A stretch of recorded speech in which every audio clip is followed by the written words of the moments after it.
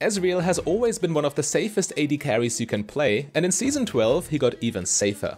He is notorious for his unique itemization, but in this Ezreal guide you get everything you need to know in less than 5 minutes.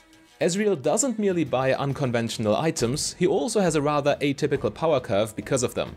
Your build needs some time to scale, leading to a more passive early lane phase, but it spikes very hard in the mid game, allowing you to overpower the opposing AD carry. Ultimately though, you will fall off again, since Ezreal will get outscaled himself by traditional crit marksmen in the very late game. You need to make sure to put your mid-game spike to good use, so you can finish the game before the enemy can start catching up again. As you probably already know, Ezreal is an ability-based marksman, but your passive still allows you to get good value from your auto attacks. The number one mistake people make when they first pick up Ezreal is putting too much emphasis on their spells and completely forgetting to right-click. But Ezreal's auto attacks with their solid 550 range and your passive steroid are actually a good and reliable damage source. Your bread and butter spell, however, is Ezreal's Mystic Shot. The range is massive, so you can always get free damage on your enemy without them being able to return the blow. Yet in the early game you still have to watch your mana while also having a much longer downtime. Since none of your tools can deal AoE damage, you completely rely on Q and basic attacks to clear minion waves, which is rather slow. You will commonly get pushed into tower, giving you very little agency during the lane phase, but this gets better after your first base. Since your Q always hits the first possible target, your potential to deal good damage to your opponent in their minion wave is naturally quite low.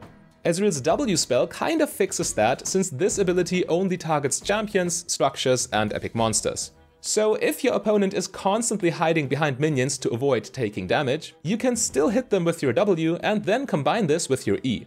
Normally, Ezreal's E would also target a nearby minion, protecting your enemy from damage, but when you first connect your W, it will prioritize them instead, while also refunding your mana. This is a potent combo, but especially during the early game, you have to be absolutely sure the enemy cannot abuse the window in which your E is on cooldown. When E is not on cooldown, however, this spell effectively becomes a get-out-of-jail-for-free card. It has a short cast animation, making it slightly less reliable than your summoner spell Flash, but other than that, you can use it for very much the same purposes. In the late game, you can be way more reckless with your E, because all your ability haste and the cooldown refund from connecting Qs give it a ridiculously low downtime. Ezreal's most important offensive teamfighting tool is the subscribe button and his ultimate. Used at the start of a fight, you can deal massive damage to all enemy champions, while also instantly getting maximum stacks on your passive. Its global range also allows you to snipe low health opponents, and funnily enough, Ezreal's ultimate is also your best spell for wave clearing. Ezreal's massive range further makes him the perfect user of the new Season 12 keystone of First Strike. The full rune page is First Strike, Magical Footwear, Biscuit Delivery and Cosmic Insight, with Legend Bloodline and Cutdown secondary. First Strike is truly crazy on Ezreal. You trigger it so reliably with your Q and your ultimate, not only leading to massive bonus damage in the mid and late game, but also accelerating your item build, leading to even earlier power spikes. Magical Footwear amplifies this effect by saving you another 300 gold on boots that you can now spend on your next item instead. Biscuit Delivery is the best rune for fixing your mana in the early game, and as I've said, this is where you need it the most. Legend Bloodline is all the sustain you need, since Q fully applies lifesteal, and Cutdown is just free damage in the late game. Many people make the mistake of wasting this rune slot on Presence of Mind, but this would be mana overkill. You start the game with Longsword 3 potions, and at this point Biscuit mana will get you through the lane phase just fine.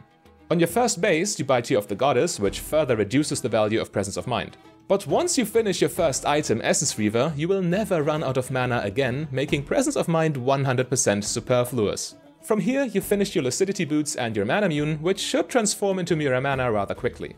These two items provide massive bonus damage on your Mystic Shot with their passive effects, feeding back into First Strike for insane value. Next, you buy your mythic item Crown of the Shattered Queen, comboing with Mirror Mana and making it impossible for the enemy to one-shot you. Ezreal has solid ability power ratios, which allows him to get away with buying this item. Your standard completed build would be Cyrilda's Grudge next for armor penetration, so your damage stays relevant, and Ravenous Hydra last for maximum sustain. If necessary though, you can skip Hydra for either Frozen Heart versus physical damage, Morph Malmortius versus magic damage, or Kempunk Chainsword if you need healing reduction. Note that literally all of these 9 items come with massive ability haste, which is why this build is so powerful on Ezreal. For a more in-depth look at Ezreal AD carry with real in-game examples, just click the link on your screen right there.